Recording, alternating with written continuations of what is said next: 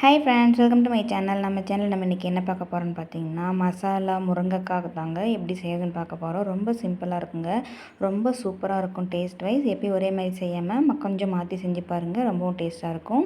வீடியோக்குள்ளே போகிறதுக்கு முன்னாடி நம்ம சேனல் இருக்கும் சப்ஸ்கிரைப் பண்ணாதீங்க, சப்ஸ்கிரைப் பண்ணிக்கோங்க. நம்ம வீடியோ பிடிச்ச மறக்காம நம்ம வீடியோக்கு லைக் போட்டுவிடுங்க ஃப்ரெண்ட்ஸ். வாங்க வீடியோக்குள்ளே போகலாம்.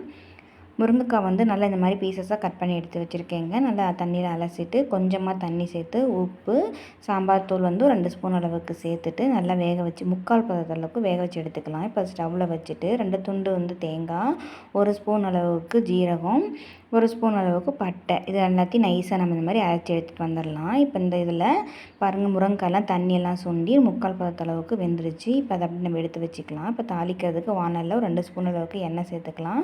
எண்ணெய் காஞ்சதுக்கப்புறமா 1 ஸ்பூன் அளவுக்கு கடுகு சேர்த்துக்கலாம். கடுகு பொரிஞ்சதுக்கப்புறமா 1 கொத்து கருவேப்பிலை சேர்த்துட்டு இப்போ வேக வச்சு எடுத்து வச்சுருக்க அந்த முருங்கைக்காயை நம்ம இது கூடவே சேர்த்துக்கலாம். சேர்த்துட்டு நல்லா கலந்து விட்டுடலாம். தண்ணியே இல்லை பாருங்கள், நல்லா முருங்கைக்காய் 3/4 அளவுக்கு வெந்திருக்கு. இப்போ இது கூட நம்ம அரைச்சி வச்சுருக்க அந்த தேங்காய் விழுதையும் நம்ம இது கூட சேர்த்துக்கலாங்க.